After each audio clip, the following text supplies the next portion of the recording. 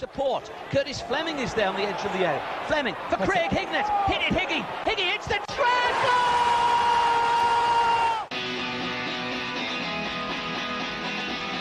Ravanelli coming alive again. Juninho wants the ball played to him. Ravanelli spots out Emerson!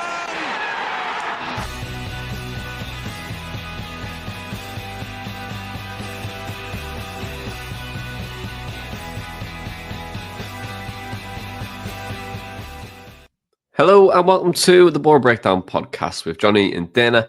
We're the Boro podcast that gives you all the Boro matchday chatter in a podcast. And well, a 0-0 draw at home to Jack Wilshere's Norwich. Sounds very weird saying that. And results elsewhere saw Middlesbrough drop down to 9th in the championship table. 2 points off that word I'm just not going to mention and haven't mentioned for the last few weeks. Might have, might not have, can't remember. But anyway, let's talk about the game, Taylor, because Carrick made 2 changes to the sides, which lost to Sheffield Wednesday with Rav van den Berg and Marcus Forss coming out, and also Dale Fry and Ian Sneeze coming in. So how are you feeling in general prior to the game? You've seen the Luton score, and you're thinking maybe. So how were you feeling when you seen that result come in? Yeah, I foolishly got hopeful. And it's that good old cliche, if it's the hope that kills you, isn't it? Yeah, I got really up for this game. Me and Dad were sat in our seats eating our chips and curry, which was stupendous, by the way, the highlight of the match, as always.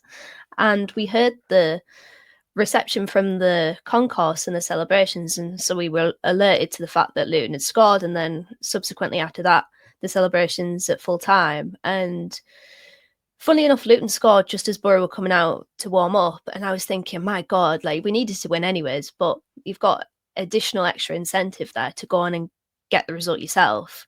And I really hope that someone had told them that happened, just to kind of hit home of, like, you need to win this. This is an open opportunity. And as is usually the case with Boro this season, if the door is open for them, and if there's a golden opportunity there, they squander it. And that's exactly what happened yesterday. So, yeah, I got up for it. And in hindsight, I should never have got up for it, because I should have known, really, that this team just doesn't take the opportunities that are handed to them. And trust me, the footballing gods are trying so hard to push us into the top 6. And we're like, nah, don't want it. Yeah, it actually is, isn't it? Like, it's really well put that on the footballing gods point, because, like, look how many opportunities now. You know, like, Crazy. so many teams are falling apart, and then you'll most likely see a Millwall take the top 6 now. It's written in the stars, isn't it, to beat Coventry on the final day, and Millwall beating Sheffield United. No, sorry, Burnley. Sorry, beating Burnley, Blackburn, Sheffield United, and so it's like, you know, it's the day that Burnley, who have the best defense in the country, concede like 5. And, you know, the bottle it on the final day, and it just be very typical Boro to do that. But let's chat about the game, D, because what was your overall assessment? Because it's a fantastic opportunity. You want to win the game. You should at least, hopefully, put aside who has now won 1-11 to bed and bang out of form. They've obviously got an interim head coach in Jack Wilshere, which still feels really weird me even saying that. But what was your overall assessment of the game in general? It was just really poor and really boring. And you know what struck me the most in that 90 minutes is just how devoid of ideas we were. Like you mentioned last week, the influence of Hayden Hackney, and I guess along the same line of that thought, just how dependent we are on funneling our play through central areas, which is fine. You know, I guess the majority of football matches, the majority of play within football matches is central. But you've got to have a little bit of positive difference there. You've got to have a little bit of versatility. And when I see Boro on the ball, it's so one-dimensional and it's so badly predictable. I honestly think teams probably prepare for us and they're like, right, lads, let's stay compact, let's stay narrow, and let's allow Boro the ball in central areas, because we don't maximize our opportunity with it, because we're too slow. We take too many touches, and then we've got absolutely no ideas to kind of stretch the game and to move that compact defense out of position and disrupt that compact nature. I'm looking at Norwich during that match and how they had Jack Stacey positioned very advanced up the pitch. And I remember Jack Stacey from his Luton days when it was Stacey and James Justin on either flank. Very attack-minded fullbacks they were then. And he's still very much that. And we saw Norwich distribute the ball to him pretty quickly when they had half a yard or more in the middle of the park. So they were stretching Boro. They were causing them problems throughout the whole of that first half and then parts of the second as well. And I'm applying it to Boro and I'm thinking, right, who's our outlet? What's our out ball? And there's just no one there. There's like Ealing Jr. to a degree on the left-hand side, but he can't do it on his own. He needs help. He needs combinations. And someone made a good point in the post-match on BBC Tees that when Tommy Conway floats out wide, no one central.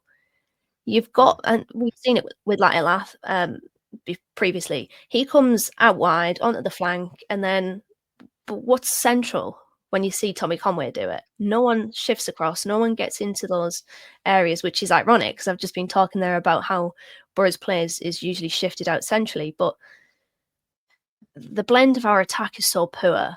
And that was a really disappointing 90 minutes. You know what? We are kind of like a straggler piece of turd on the back of my cat's arse that's been there for a little bit too long, so it's got matted in the fur, but it's still there, and it's still shit. Boro is still there in the playoff picture, but they're still shit. And the discrepancy between Boro's situation, in that they still have a chance at the top six, and the feeling that provides the backdrop of it is telling, because I think the majority of people don't believe in this team. And I wonder if the team believe in themselves, because honestly, why should they and why should we? Yeah, I mean, what a way to put it. I mean, based on your cat's ass, I think that was just nice. That's a nice way of putting it. Well, look, I think my assessment is as well. To be honest, I left the ground very deflated yesterday, and similarly to what I said last week. Do you want it? Prove it. How many opportunities do you need? There's no pressure to deliver. Fans are getting frustrated. Your one-dimensional point, I think, to add another layer to that, looked at Middlesbrough yesterday, 63% was central, 37% was on the left-hand side, 0% of Boro's attacks all the way we played yesterday came from that right-hand side, which proved for me probably how ineffective we were. And from a Whittaker standpoint, he wasn't really trying to get down the byline, wasn't trying to create opportunities. And then when you were saying there, when you are Norwich, really control the middle. Look, if you looked at their shape yesterday, nothing was outside of the box in terms of width. Make it really difficult. But when you're in possession, just try those rotations. Borja signs on the left hand side would often frequently rotate with the number 10. And then they'll just try and find that little half space and try and cause Boro problems, because Boro were trying to be expansive in certain moments. And given that they were so narrow and Boro trying to play narrow, there are so many bodies in that central area. And by doing so, you're just not going to create chances. And Boro created nothing yesterday. And for me, it was one of those results where I thought, God, like even the most optimistic Boro fan could be just devastated with how Boro have been for probably the second half of the campaign. It's been mid-table, but there's so much I think to unpick with Boro, and I'm really looking forward to the summer where I can sit down, look at everything. And yes, I spend a lot of hours watching this team, both at the game and then outside the game. Spend stupid amount of hours on Y Scout, really understand our patterns of play, trying to find things, and it just makes me go mad and frustrated at like how annoying things are. But yeah, I was really deflated, like really, really deflated. Even talking about it now, speaking to you yesterday, and I was like, do I want to record? Do I want to chat about it? Do I want to even put them in my frame of mind? Because like, even for people I think who do any type of content, the amount of hours it takes to put something together, to research your opinion, to edit everything, like you think, well, why am I doing all this even though I'm very passionate about this? Like, what's the point? Do you know what? Like, that's how I felt at like laying on the ground. Like, God, that's just really difficult to take. But I don't know if you have anything more to add, that because I feel like I would love to chat about the limitations in Boro's squad after this, but I don't know if you have anything else to add to that. Yeah, I just echo that point about the flatness after the game. I think Michael Carrick is lucky that it hasn't turned toxic yet. I don't quite know how, to be honest. But I think a lot of people they don't believe in this team. And when you look at the performance yesterday, which is really not a cut away from the norm, it is the norm. This is what Boro have been like. And to be honest, in recent games, I think I mentioned it on a previous podcast whereby I said we're struggling to find the balance. I feel like we've gotten better defensively and worse offensively. Well, now I think we're crap defensively and crap going forward. Like you've got the attack there. Like I really, really don't like the three behind Conway. Like Conway needs to take some responsibility himself, but I do feel sorry for him because you've got Finazaz there who's going to position himself off the ball centrally. Morgan Whitaker in possession. He might take the ball out wide, but he's going to come in field and he's going to try and operate in central areas. You've got a wadded bum at number 10 in Ian Atcher, who's going to be central, and he's basically playing on top of Morgan Whitaker. The blend of that front three behind Tommy Conway right now is so poor. And the fact that we're not really testing Norwich's defence, an XG of 0.67 at home, is the direct reason as to why there's such apathy and why no one cares. Or a lot of people don't care. And then the people that do care are immeasurably frustrated with this football team. Like, I was just wanting someone yesterday to take the game and create a moment, and no one did. Like, fair play to Hayden Hackney, by the way, because he was the only player that looked like he was trying to pull Boro's levels forward. Up, sorry. I don't know how people don't rate Hayden Hackney. You know how people say the young players coming from the academy, young Boro lads, is it a blessing or a curse? It's a curse. Because the fact that some people don't rate him is absolutely mad to me. You were right to call bullshit last week. I'll call bullshit this week again because we got a comment from someone on Instagram saying like, oh, it'll be his last home game. Thank God, like good riddance or something like that. And I'm sat there thinking, reading that comment, like, really? People seriously looking at Hayden Hackney and thinking good riddance or thank goodness he's going. Like, I don't get it. He was the one player yesterday that I enjoyed his performance, like his physicality, shielding the ball, trying to bring Boro's levels up. He's not without his flaws. That's why he's currently playing in the Championship. But mark my word, he'll be in the Premier League next season. And there's a degree of Marcus Tavernier about him where he's not appreciated by Boro fans. And I do not know why. Yeah, it's always been the same, right? It's any academy player coming through, they're always put on like a unrealistic pedestal, I would say. Yeah, absolutely.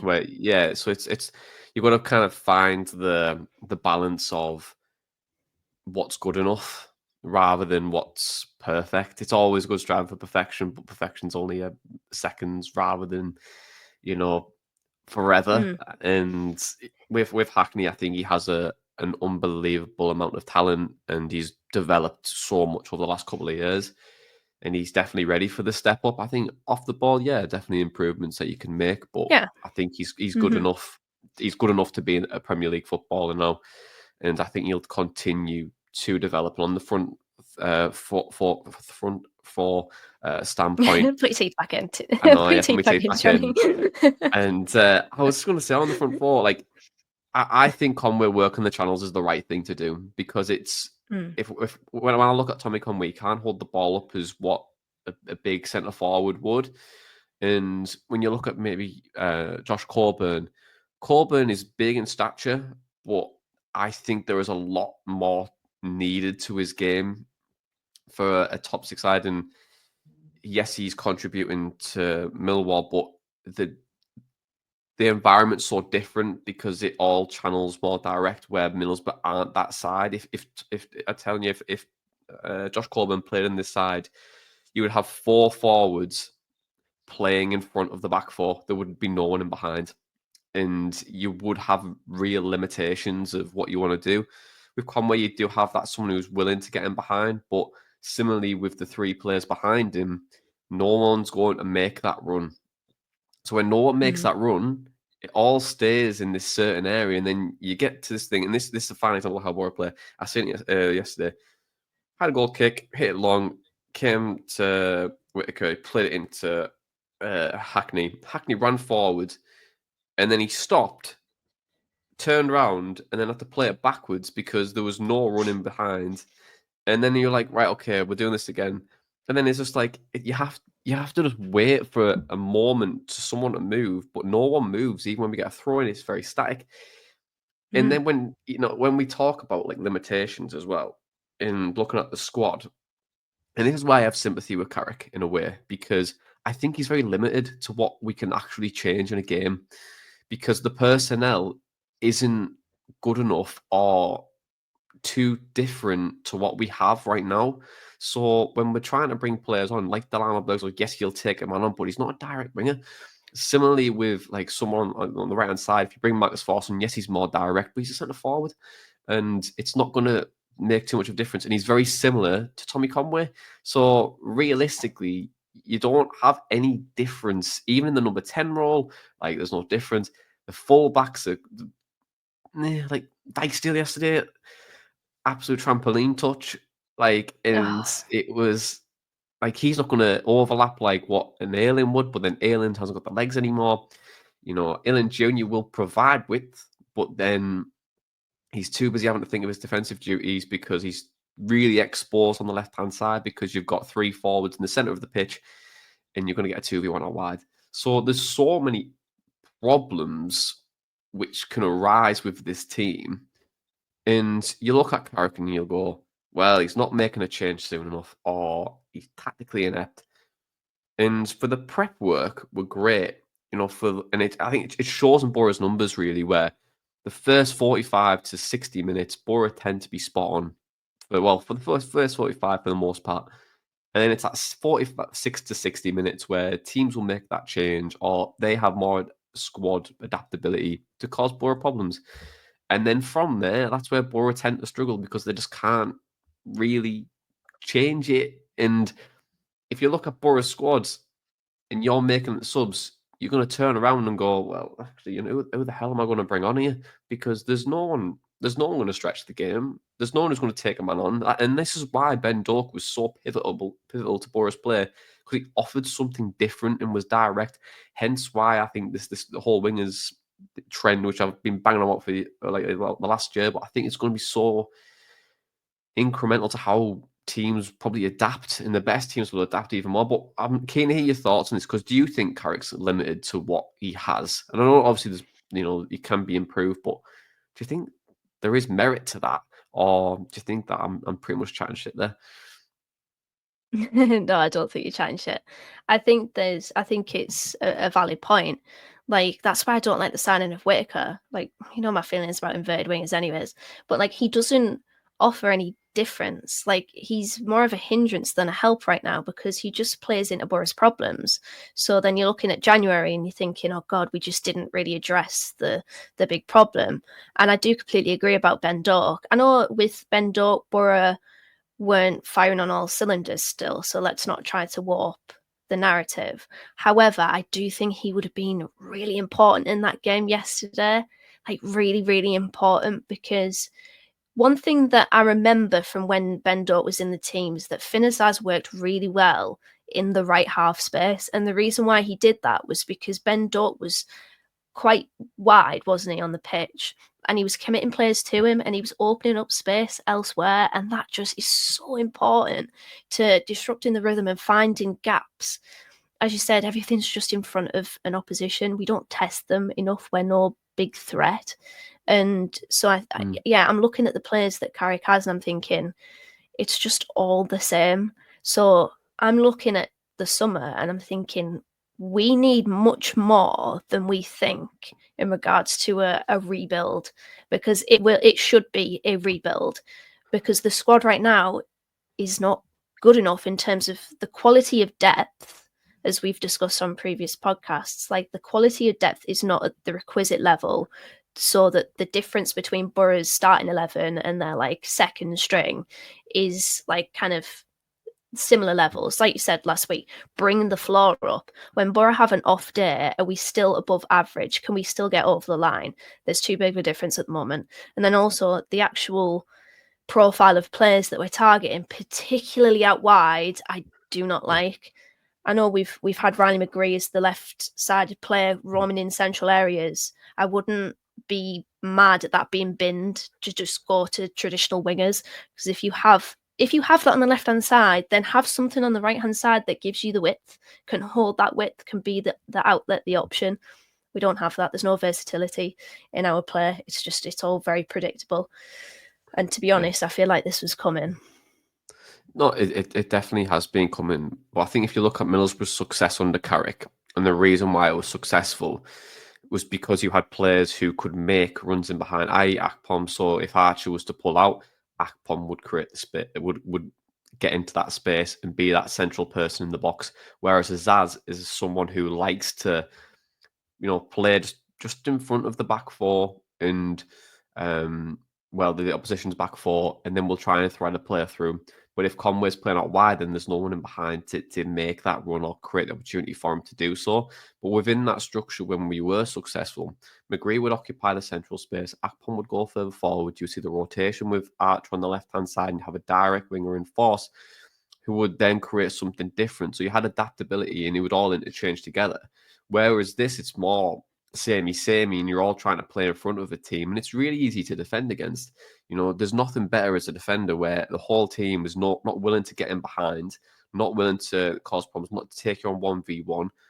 And that is where Middlesbrough becoming really easy to play against, because teams know they can sit deep, like Norwich did yesterday. If you look at Norwich's average positions, very much in their third, where their back line was, sit a bit deeper, block out the space, get Middlesbrough on the transition, because that's where they'll overcommit and they won't be able to get them get into decent positions from there. But it's a frustration, and I think Carrick's limited to what he has, and he's definitely not prone to not having any criticism. I just think the squad's just not good enough for what we are. But if I'm looking at players now who are at the club and they want to make an impact next season, some of the lads on loan, if I'm Mike Hamilton, who's really struggled for game time, and Alej Gilbert at Charlton, which, by the way, I think Alej Gilbert is unfortunate because Charlton have been on incredible amount of form. His numbers are good, but you just can't get in that. I don't really blame Nathan Jones for not changing it. But for Mike Hamilton, he has such a big point to prove in the summer, where him previously coming into Boro, he was actually quite direct for City. So if I was him in the summer, I'm going, well, actually, how the hell am I going to get into this team? You come back pre-season, you have to really work in the off-season to get on 1v1, really start to bring this tenaciousness and also directness about you into your own game again. And then hopefully you might actually get something into the team. But I'm looking at the squad right now and going, yeah, we need more adaptability out wide. Or alternatively, if you want to play with an Azaz on that left-hand side and keep him there, you need to get a number 10 who is willing to get him behind, because Iniacho was never going to do it. And we don't have an alternative that does it. So there has to be something there which needs to improve the attacking level. But defensive level, similarly with that, you need to improve it. And I would love to even look at, or if we were to change it for Saturday, I'm looking at that team and going, right, where can we try and improve things from an adaptability standpoint? And I thought, you know what, if we move to a back three, like a 3-4-2-1, I think that might help things. And how I would probably do it is Travers would go in goal. You would have Dijksteel as your right wing back for the time being, with Howson, Fry, and Borges and Ilan Jr. And then in possession, I would bring Howson into midfield. Dijksteel would come more central as a back three with Fry and Borges. And then you would have Howson and Morris. Hackney could play as a 10 with Azaz, have Ilan Jr. on the left and Force on the right. And then at least then you have someone or an ability for a midfielder to try and make that diagonal ball in between the full back and the centre back, so someone can get in behind and try and play the ball back for three people to come in. And I just thought that might just change things a little bit for a game which has so much riding on it, but I don't think it will. And I think that's really frustrating that it won't change. And I feel like it's going to be a very typical performance. We'll get done 3-0. We'll call it a day. We'll shake hands and go, well, that was another season wasted, and we'll go again. But yeah, do you think there was any positives yesterday at all for the Norwich game? Obviously, I know Sargent had that big chance, of course, and that was a great save from Travers. Well, is there any positives that you could take from anything yesterday? Yeah, Travers. You just mentioned Yeah. him. I think we'd have lost that game if it wasn't for Travers. I think they had an opening. It was Liam Gibbs, the substitute, that came on. Yeah. Was it at half time? I can't remember when he came on, but it was pretty much his first involvement in the match, and he was played through one-on-one, and I'm thinking, this is a goal. And then Matt Travers comes up big with a big save. I would move heaven and heart to bring him back to Boro next season, because I think for Boro to build from the back and to gain some semblance of solidity defensively is paramount. And you think about Seny Dieng this season and his costly, erroneous ways.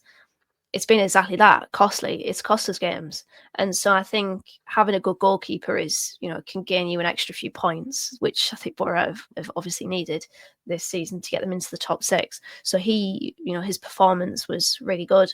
I'm hoping that we can do a deal for him in the summer. I don't know how much he would cost. I don't know if Bournemouth would necessarily let him go. I suppose it depends on the situation with Kepa Arrizabalaga. But yeah, I think he was a big positive from that game. I mentioned Hayden Hackney. I've really enjoyed Hayden Hackney recently. I think he's been very good, and he was strong in his performance yesterday. And actually, if we're gonna, and this might be a bit of a short straw, but I thought Ryan Giles was good in his cameo yesterday. So nothing major, but it was a step anyways for Ryan Giles, and we will likely not see him again next season because his loan spell back at the club has not gone as we all so hoped it would. But I still think his cameo yesterday was decent. Put a ball into the box that, again, no one gambled on. Shock horror. Boro players not gambling in the box, in the danger area. But still, even though it was a really dismal, disappointing and deflating afternoon, there were still positives. And Matt Travers is like, I don't know, Christ the Redeemer, isn't he? He's just like our Lord, our Savior, Matt Travers. So yeah, if we can bring him back next season, he will be probably the best signing that we can make in the summer. Yeah, I agree. I mean, he was brilliant again yesterday. I think naturally there's always faults, and everyone say, "Oh well, it's distribution shite," but at least I don't care at this point, because although it's really important that his distribution strong, and it needs to be, and it's vital to Boro's play, especially if we have adaptability. I think if we have players who can hold the ball up and we can go along and really do some good, hold the ball up and get some people in behind, that could still work. But yeah, for me, the shot stopping was excellent, kept us in game again, and it put us in a position where you might get something from the game. It makes a massive difference. I always feel now that I've seen Travers, I go, God, if you were here for the full season, how many points would we have? How many would we have saved? You wouldn't have threw it in the net against Norwich. Wait, that's another couple of points.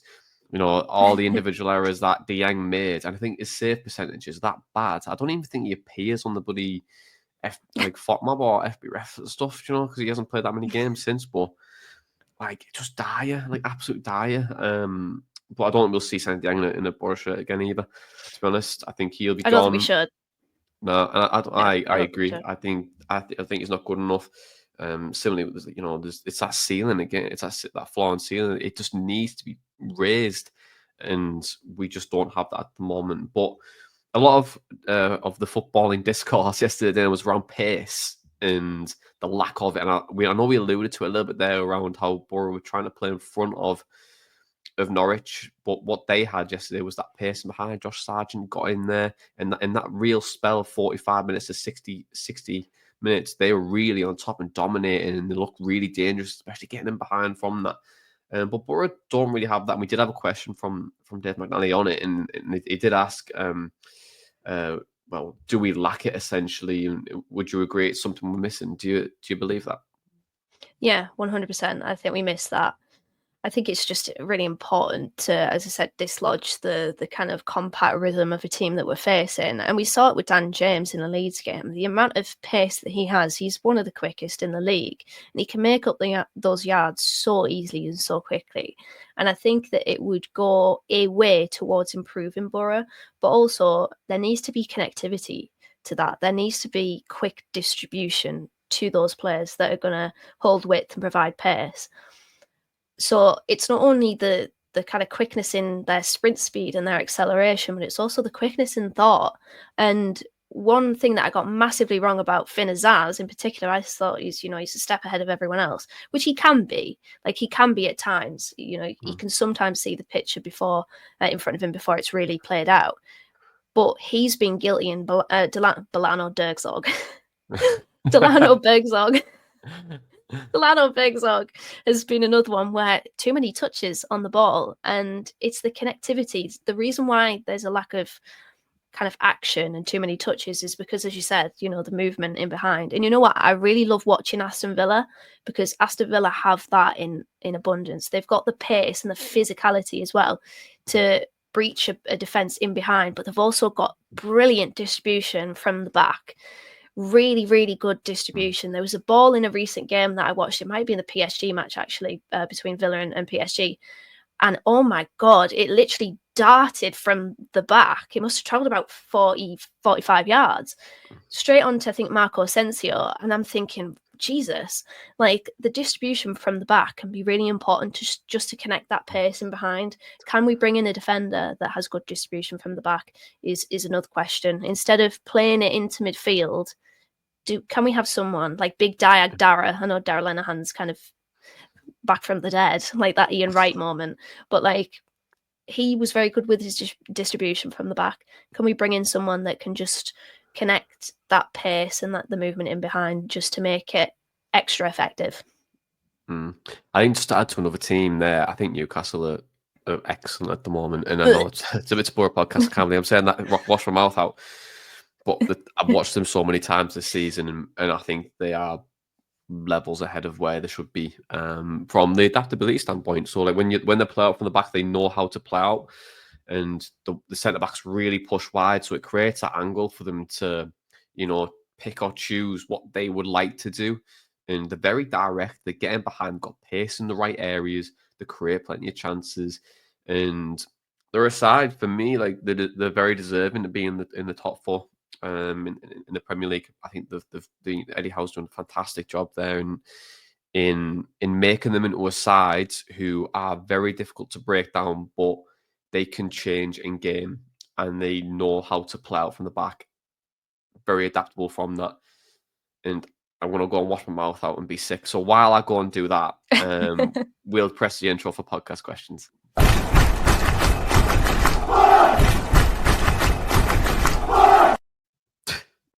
Feel so much better. Sorry, Dana, I was just being sick there as well. I need to just been licking gravels to those words. How dare I do that every Tuesday. Honestly, God. Anyway, podcast question time. So every week you get the chance to ask us a podcast question. You can message us on Facebook at Boro Breakdown Podcast. We're on Blue Sky as well. Boro Breakdown Blue Sky social.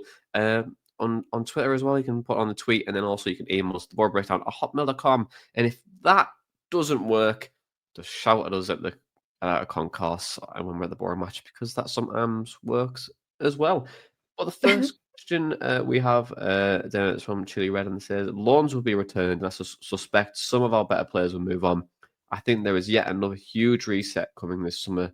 What do you think? And what do you think? I think there should be, and if there isn't, then we will probably go through the motions again. I think if I have my emotional hat on, I'd get rid of half of the squad, if I'm being honest. But putting my thoughtful hat on, I think Dieng and Glover have to go. I'm thinking Dijksteel out of contract. I wouldn't give him another one. Bangura, do you keep him? He's unreliable. His fitness issues have been prevalent. Darragh Lenihan, given that he's been out for so long, do you keep him? I'm surprised he didn't retire, if I'm being honest. I know Tommy Smith did. I was kind of expecting Lenihan to as well. Barlasser would be one of the first. I think out the door. I think he's a decent player in his own right, but as I previously mentioned, he's just too suspect in our system. And then that's probably it with a thoughtful hat on. But honestly, if I was being emotional about it, I'd honestly get rid of half of the squad. The only players that I would really like to see stay are probably Conway, Hackney, and Morris, if I'm being brutally honest. And Travers, if you count a lone player. So yeah, I think there should be a big rebuild, and obviously you've got potential change with the manager as well. So it might be a reset for Boro. It might be a season next season where it's like an 8th or 9th, and then we go again and we take stock and we build, because the squad building this season has been pretty poor, and we've been praiseful of Kieran Scott and co, but I just don't think they've got it quite right this season, unfortunately. Yeah, on that as well, for like the squad building side of things. The one thing I don't like, even with the manager potential changes, is it too much change, and too much change never really works. And it's a lot of unrest, and you got to wait for it to click. And even if it does click, there's no guarantee of that. And I think the championship next year is going to be a big slog. It's going to be a really tough division next year. There's not many teams I'm looking at and going, bloody hell, like they're a massive basket case. Maybe if someone from League One who might, if a Wickham came up, I think that would be the whipping boy, I would say. Although they've improved a lot this year, too inconsistent. But I think if Charlton came up, that is a really difficult side to play against. Wrexham will invest heavily, so will Birmingham. There's some teams that have a couple of basket cases in the Championship, but for the most part, a lot of teams will have that ambition for top 6. So it's a really, really big summer for us. And I agree that a reset is not full reset, but taking stock, adding layers to Boro's attack, we won't be too far away. How many times have I said that? The next question, it's from, honestly, I'm sick of saying it. But the next question is from Liv, and she says, have the players stop playing for Carrick? As for me, it looks like they can't be asked. I don't think it's just they can't be asked or they're not playing for him. I just think they're too samey. And they don't know how to problem solve because they're not the type of profile to do it.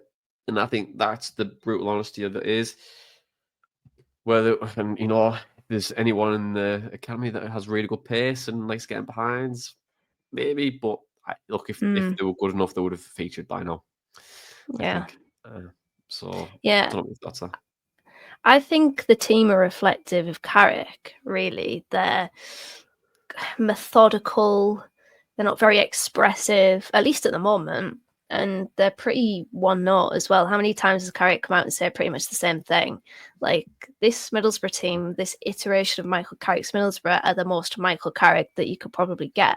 So, yeah, I don't think that they've stopped playing for him or that they can't be asked. Simply put, I just think that a lot of them are just not good enough. And we've probably learned a lot about them, and that a lot of them aren't good enough, or some of them aren't good enough anyways, this season. So yeah.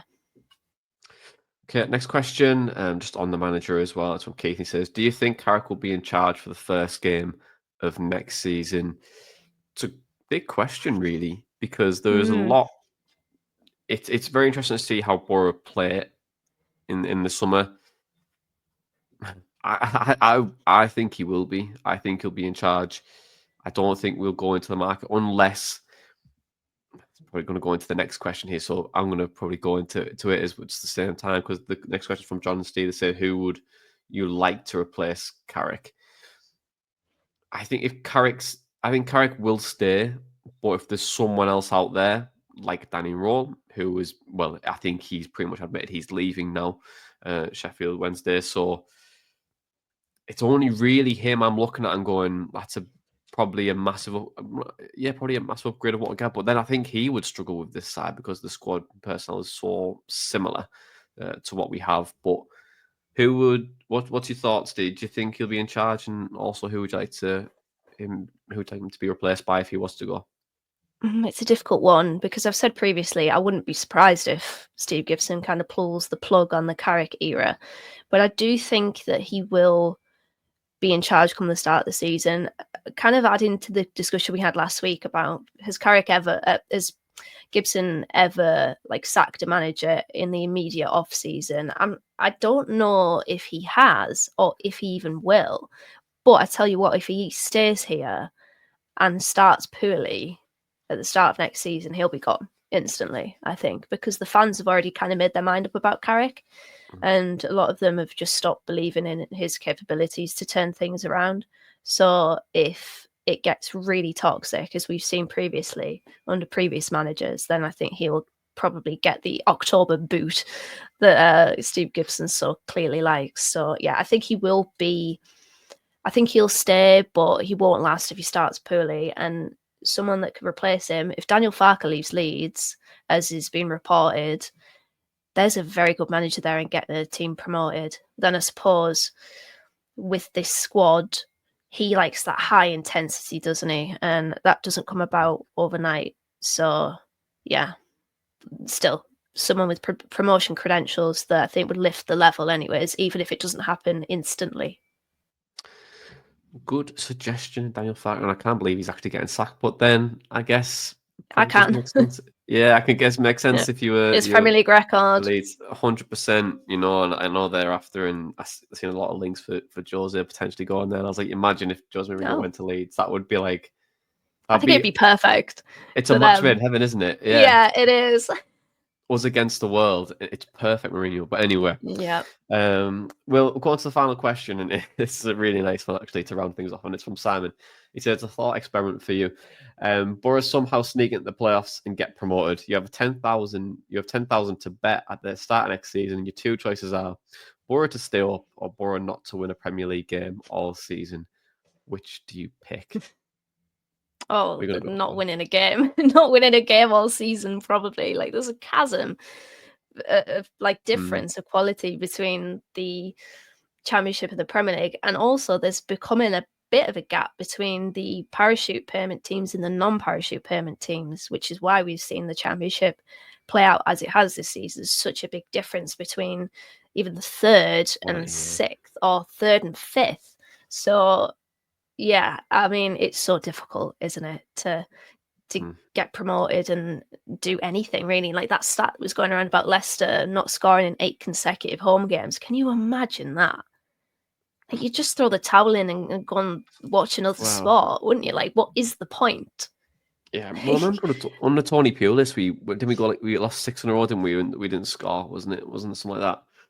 Well, I mean, watching Tony Pulis ball was hard enough. So I mean, yeah, I remember there was there was a moment under Karanka where we couldn't score for love nor money in the very early days of him because the PA system during one of the Boro games at home accidentally played pig bag.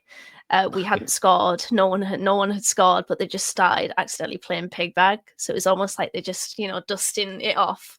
Let's just, we're going to give it a clean. We haven't pressed it in a while, and then they accidentally pressed it. But yeah, I don't know about Pulis. I've honestly just blocked a lot of that era out of my memory. Yeah, same here. And for my, but I would agree with you. Yeah, not to win a Premier League game all season. Like, I think Carrick's first season team I'd bet on the stay up because of Archer and Akpom and all the different types of players we had, how we could change things up. I thought, yeah, why not? But then this one, no, it's just not adaptable enough. But let's move on to Coventry now, because Boro go to a side who have won 4 in the last 10 games and currently 15th in the Championship table for form. So, last 10 games, they are lower than Boro. Boro are in the top 10 for form, where Coventry are stuttering over the line, but not at home, because they have won 8 out of the last 10, with 2 defeats coming against from the 2 promoted teams, Leeds and Burnley. And there was a lot at stake, obviously, on the final day, because a lot of teams can get into the playoff places.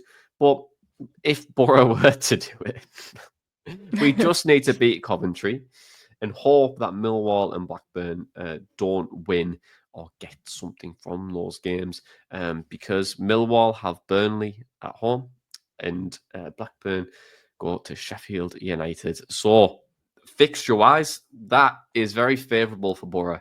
the footballing gods are saying, hey, it's still there, Boro. It's in your hands. You could maybe potentially get there if you beat them. Now, Middlesbrough can still technically finish 5th at this point of recording because Bristol City still have to play Leeds United and also have Preston on the final day as well, who have a 1% chance of going down, but they can still go down. So this will like to get themselves over the line. And everything's all to play for in the final day, but I would like to get your opinion on the commentary fans and what they're thinking at the moment, because I've seen you put a tweet out earlier this week around commentary fans saying, hey, how are you feeling? Because we're a bit of a basket case at the moment, but what's Coventry like? And how are they feeling at the minute? Yeah, they're just boring sky blue. They don't believe in their team either, really. I think we've kind of mirrored each other a lot this season, that we've just been Like inconsistent. always. Yeah, basically brothers in arms. But yeah, they've been inconsistent. We've been inconsistent. They're very streaky though, whereas Boro have like struggled to put 2 consecutive wins together. Coventry have gone on in 2 occasions, like probably about 5, like a streak of 5 wins in a row, at least. So yeah, I think the feeling over there is of anxiousness. Really, a lot of their fans think that, well, we're bound to get a result on us because in the last 7 meetings we've struggled to, well, we have, and not even that we've struggled, we haven't beaten Coventry in the last 7 meetings. And they're not happy with their goalkeeper, Brad Collins. Someone tweeted me in response to that tweet that I put out saying, we're screwed, unfortunately, with that oaf in goal. I mean, I can relate to that feeling, having Joe Lumley and Marcus Bettinelli in between the sticks in 2 consecutive seasons. But yeah, some people say I feel sick, won't make it, Boro will batter us, too old for final day drama.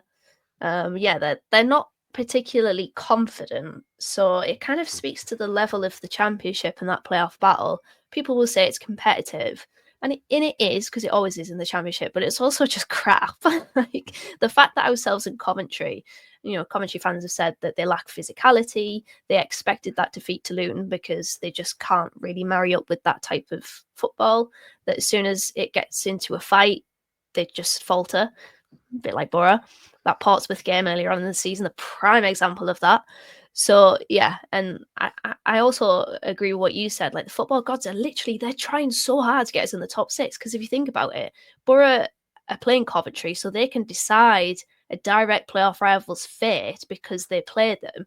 And then you've got Blackburn playing Sheffield United and Millwall playing Burnley, which are champions elect potentially, and the 3rd place team. So, and then still with that, which on paper is pretty favourable to Boro, barely anyone believes in this team, and that is justified as well, which is the worst part about it. Is God, this team really is. And I think the only set of fans that I've seen optimistic are Millwall fans. Like they are the only ones they're going, hey, we can do this. Like we're ready for it. And you know what?